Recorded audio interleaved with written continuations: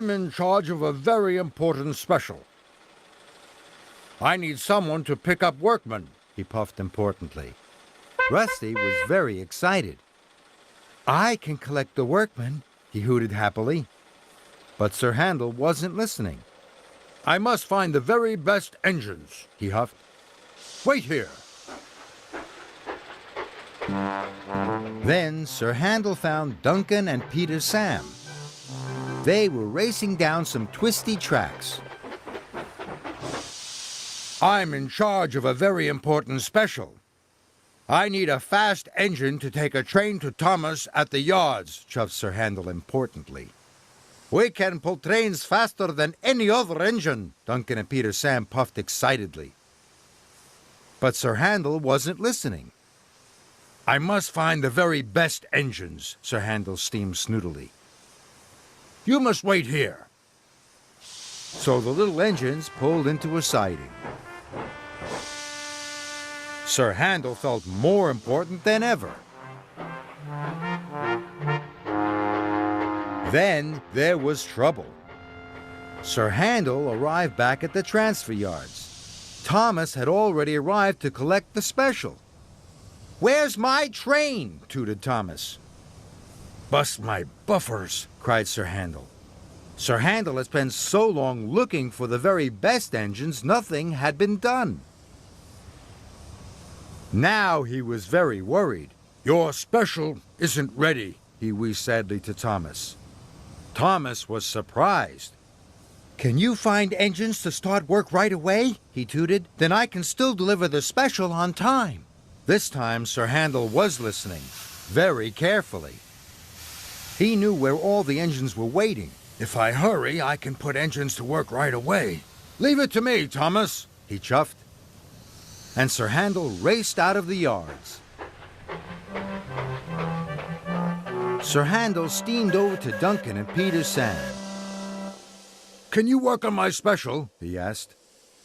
We can pull the train along the twisty tracks to the forest, peeped Peter Sam. Faster than anyone, added Duncan. This time Sir Handel was listening. Please start straight away, he wished. And he raced off to find Rusty. Rusty was still where Sir Handel had told him to wait. I can collect the workmen, hooted Rusty, and take them to load the lumber. Please, start straight away, Sir Handel huffed.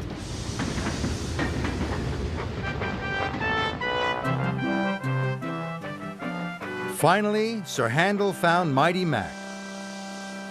We can pull the heavy lumber train to the transfer yards, wheezed Mighty. We're the strongest, whistled Mac. And they steamed off.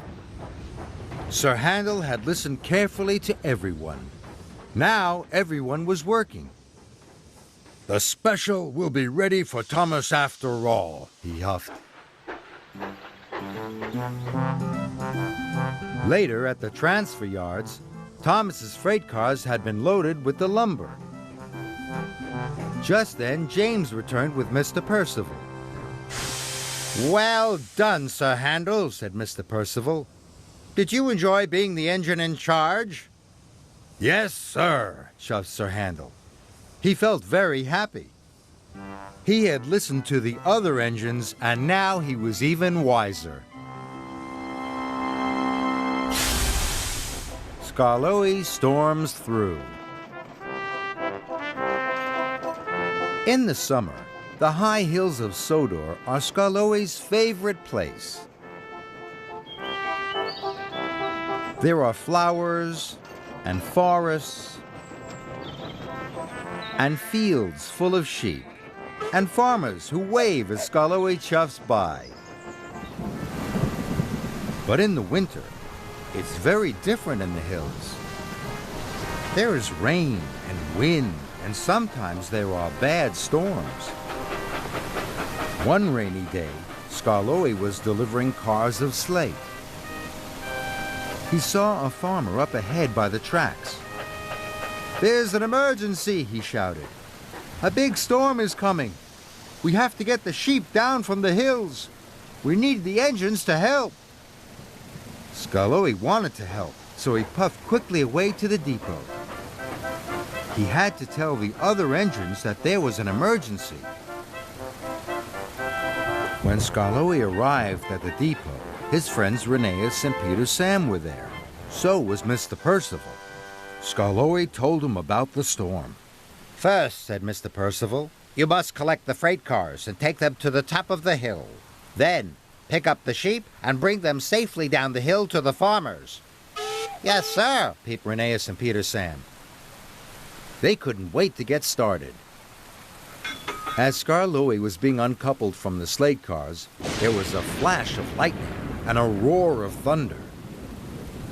Skarloey was scared of the thunder and lightning, but he didn't want to tell his friends. He didn't want to look silly. Rheneas and Peter Sam blew their whistles bravely as they puffed off to collect their freight cars. Skarloey tooted his whistle as hard as he could, but it didn't sound very brave at all. The three little engines arrived at the bottom of the hill with their freight cars. Then there was an even louder roar of thunder. Skarloey's wheels wobbled. He was very frightened. "Here I go," puffed Rheneas, and he bravely chuffed up the hill. "I'm coming too," tooted Peter Sam, and he puffed off bravely after his friend. Skarloey watched his friends disappear into the storm. He didn't feel as brave as the other engines. "I'm too scared to go up the hill with them," Skarloey puffed quietly, and with a sad puff of steam, Skarloey reversed down a siding and hid. Skarloey waited.